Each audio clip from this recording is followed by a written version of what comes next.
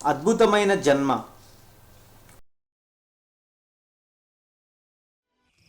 ఘనత వహించిన థియోఫిలస్, మన మధ్య నెరవేరిన కార్యములను గూర్చి వరుసగా రచించాను. ఈ సంగతులు నిశ్చయంగా జరిగినాయని నీవు గ్రహించాలని వాటిని రాస్తున్నాను.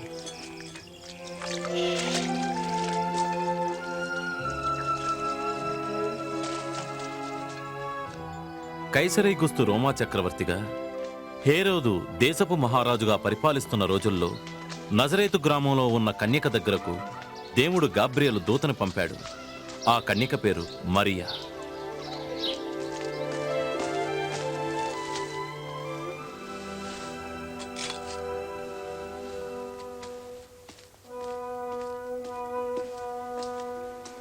మరియా, భయపడకు. దేవుని వలన నీవు కృప పొందితివి.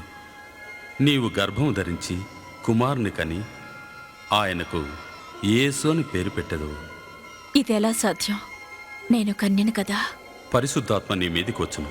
సర్వోన్నతుని శక్తి నిన్ను క్రమ్ముకొనును. పుట్టబోవు శిశువు పరిశుద్ధుడైన దేవుని కుమారుడనబడును. ఆయన రాజ్యానికి అంతముండదు. మరియ బంధువురాలైన ఎలిజబెతు దగ్గరకు యూదయ దేశంలోని గ్రామానికి వెళ్ళింది. ఆమె కూడా దైవకృప వలన గర్భము ధరించి ఉన్నది. ఎలిజబెత్, మరియా, మరియా, స్త్రీలలో నీవు ఆశీర్వదింపబడిన దానవు. నీ గర్భములోని శిశువు ఆశీర్వదింపబడెను. నీ శుభవచనము వినగానే నా గర్భములోని శిశువు ఆనందముతో గంతులు వేసెను.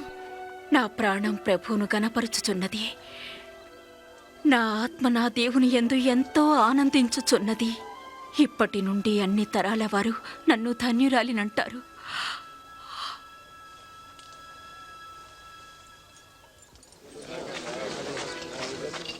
నజరేతు పుర నివాసులారా, అందరూ అత్యంత శ్రద్ధగా వినండి. కైసర్ ఔగుస్తు ఆజ్ఞ మీరు ఆలకించండి. ప్రజా సంఖ్య వ్రాయటం మొదలైంది.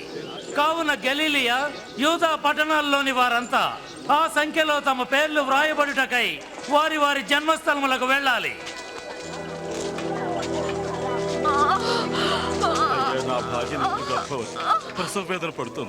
దయచేసి మీ సత్రంలో కాస్త. అప్పటికే మరియకు యోసేపుతో ప్రధానం అయినందున మరియ యోసేపులు వారి పేర్లు జనాభా లెక్కల్లో రాయించుకొనుటకు బెత్లెహేమునకు వెళ్ళిరి.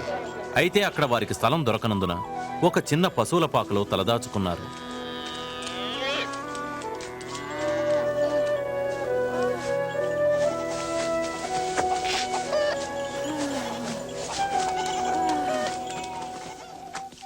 ఆ ప్రాంతంలో కొందరు గొర్రెల కాపరులు రాత్రివేళ తమ మందలను కాచుకొనుచుండగా అకస్మాత్తుగా దేవదూత వారి దగ్గరకొచ్చింది. ప్రకాశవంతమైన ఒక దివ్య వెలుగు వారి చుట్టూ ప్రకాశించింది.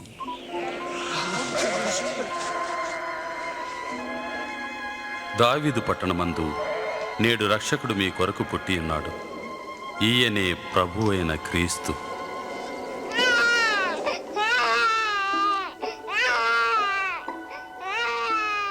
గొర్రె కాపరులు ఆతృతగా వెళ్లి తొట్టిలో పడుకుని ఉన్న శిశువును చూచిరి.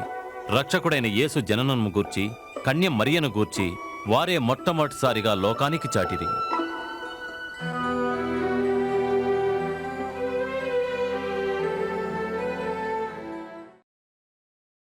వెంబడించుటకు కన్య మరియ ఎట్లు మాదిరి అయినది? గొర్రెల కాపరులు ఎట్లు స్పందించెను?